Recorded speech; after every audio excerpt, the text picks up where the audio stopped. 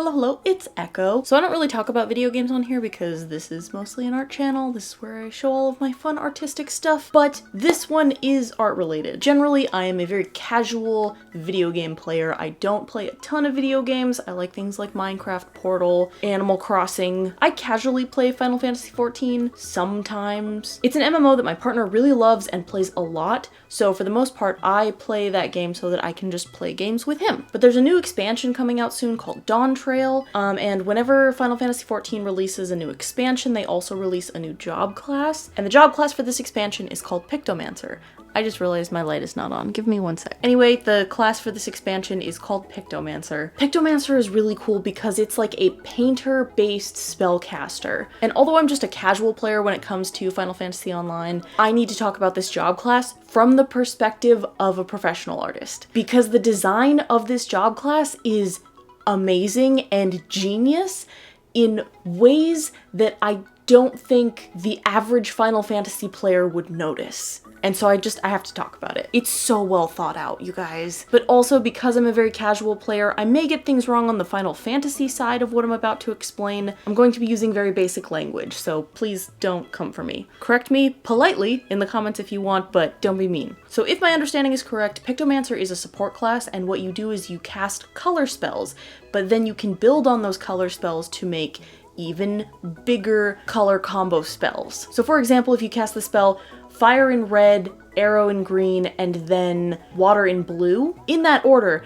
you get white paint. And then you can use that white paint to cast the spell Holy in White. But the reason that this is so smart is because it's red, blue, and green. It's RGB. These are the actual primary colors of light, specifically. It's the reason that computer screens use RGB is because computer screens are made of light. They are shining light directly into your eye. That's why you don't use RGB in paint, because paint is a pigment that is reflecting color into your eye. You're not getting the light directly from the source. Which leads us to the second clever part of this design. After you've built up your palette a bit, you can start using the subtractive palette. And the reason that it's called the subtractive palette is because it's dealing with the subtractive primary colors, which are the pigment primary colors. So after you have the subtractive palette, if you use the spells Blizzard in cyan, Stone in yellow, and then Thunder in magenta, you can create a black paint that you can then use to cast the spell Comet in black. You are combining cyan, magenta, and yellow to create black. That's CMYK. Cyan, magenta, yellow, black. The subtractive primary colors that are used in printer ink. K is standing for black because in old printing techniques you would have a key plate, which was like the primary plate that had the most detail that you would use to do the main part of the print. All you need to know is that K stands for key, and key is just black. It's just in reference to old printing techniques, like how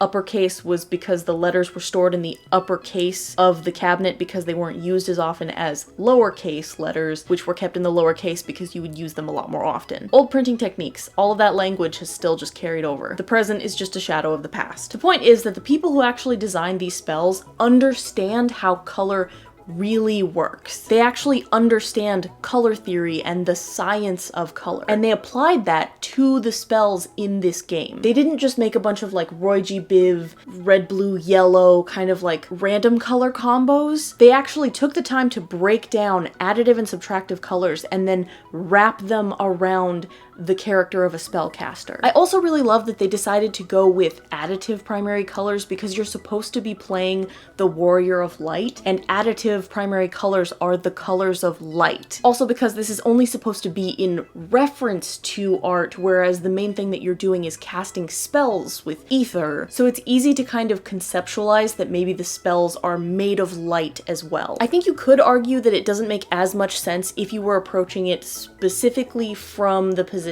of this is supposed to be a painter. Why are they using light colors and not pigment colors? Because subtractive primaries are the ones that you generally are working with when you're working with pigments, like a painter. That's why I personally consider the subtractive primaries to be the like main primaries, is because I am mostly working with pigments and paints and markers. So for me, in my realm, the subtractive colors are the true primaries. Subtractive primary colors are also the ones that I gravitate towards because those are the ones that most people are going to experience whenever they try to work with color mixing. When most people are trying to mix colors together, it's going to be in the form of pigments and reflective colors rather than direct light. But I guess I would say mainly from like a scientific perspective, it makes more sense to start with additive colors because you take in light directly from the source before you take in light from reflected sources. Regardless, I think it fits the game theme to start with additive colors. I love color theory so much. It's such a fascinating field of science. The fact that we are capable of experiencing and perceiving any part of the electromagnetic spectrum is